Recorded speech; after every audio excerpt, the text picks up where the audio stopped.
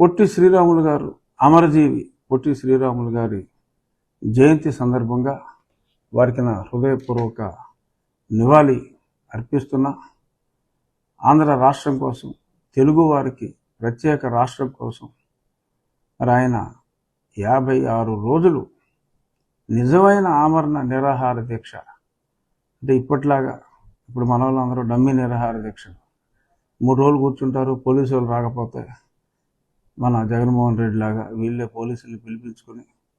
వాళ్ళు క్యాష్ కొట్టి తీసుకెళ్ళండి రా బాబు అని చెప్పి ఇటువంటి డమ్మీ నిరాహార దీక్షలు చేసి ప్రజలను మోసం చేసి ఊళ్ళకు ఊళ్ళు పంచుకునే ప్రభువులు ఉన్న ఈ రోజుల్లో మరి ఆనాడు పొట్టి శ్రీరాములు గారు నెల్లూరు జిల్లా వాసి, ఆయన తెలుగు ప్రజల కోసం ఈరోజు మనకు ఒక ఐడెంటిటీ ఉంది అంటే దానికి సృష్టికర్త పొట్టి శ్రీరాములు గారు అయితే, ఆ తెలుగు ఖ్యాతిని విశ్వవ్యాప్తం చేసిన మహానుభావుడు స్వర్గీయ నందమూరి తారక రామారావు గారు. పొట్టి శ్రీరాములు గారి జయంతి సందర్భంగా వారిని ప్రతి ఒక్క ఆంధ్రుడు, ప్రతి ఒక్క తెలుగువాడు కొద్ది క్షణాల పాటు వారికి నివాళి అర్పించాలని చెప్పి హృదయపూర్వకంగా కోరుకుంటూ, ఎక్కడి నుంచి ఎక్కడికి దిగజారు ఆ రోజుల్లో ఇటువంటి నాయకులు టంగుటూరి ప్రకాశం పంతులు గారు, బెజవాడ గోపాలరెడ్డి గారు, నీలం సంజీవ్ రెడ్డి గారు, స్టాల్ వాల్ పుచ్చలపల్లి సుందరయ్య గారు,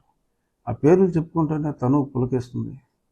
ఈరోజు మరి ప్రస్తుతం ఉన్న పాలకుని తలుచుకుంటే శవాన్ని చూస్తే నవ్వుతాడు, పెళ్ళికి వస్తే ఏడుస్తాడు.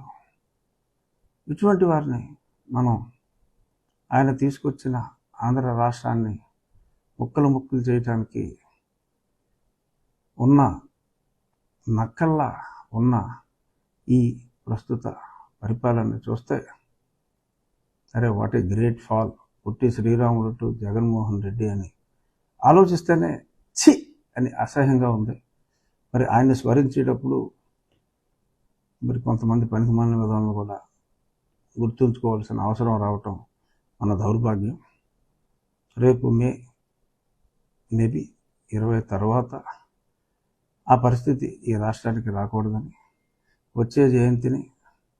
మళ్ళీ పునరుజ్జీవించిన మన ఆంధ్రప్రదేశ్లో ఏదైతే మరి పొట్టి శ్రీరాములు గారి సంకల్ప బలంతో సిద్ధించిందో వారి వేడుకల్ని అత్యంత వైభవంగా జరుపుకుందాం అని మనస్ఫూర్తిగా కోరుకుంటూ